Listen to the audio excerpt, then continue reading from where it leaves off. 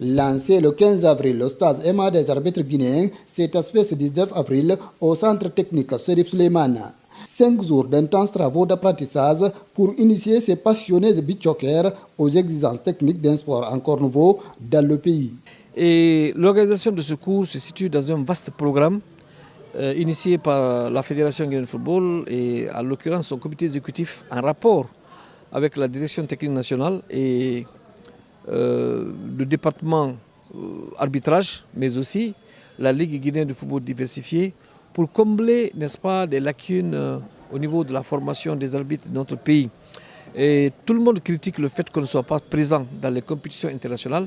Je pense que ceci est un constat amer et pour le combler, il faut former les arbitres, faire en sorte qu'ils participent activement aux différentes compétitions de notre pays, mais aussi qu'ils soient mieux outillés pour nous représenter sur le plan international.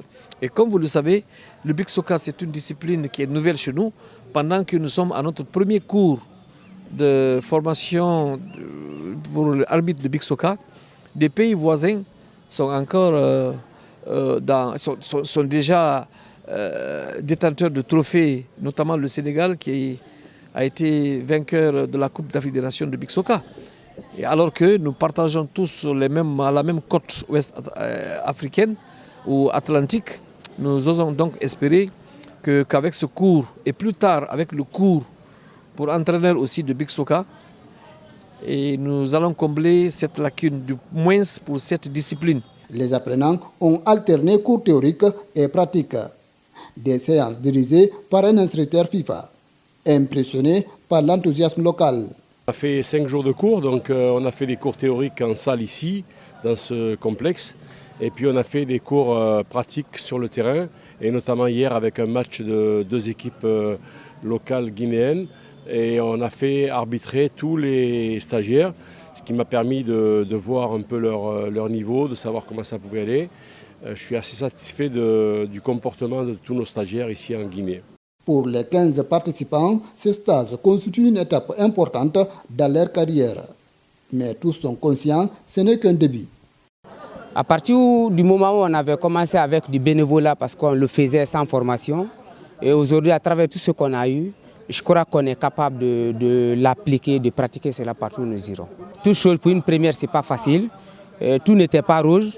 Nous demandons à la fédération d'augmenter beaucoup plus d'efforts, de mettre du paquet et nous permettre de suivre beaucoup plus de formations parce que ça seulement, ça ne suffit pas.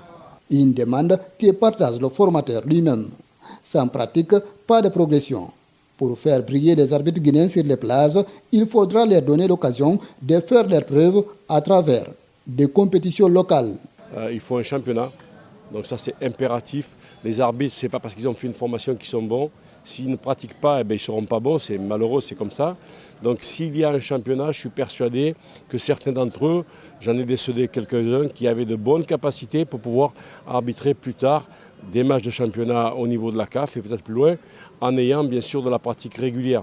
Donc forcément, dans toutes les corporations d'arbitrage, il y a toujours quelques-uns qui sont mieux adaptés que d'autres et j'espère que dans peu de temps, eh bien, en Guinée, il y aura aussi des arbitres internationaux pour le beach soccer.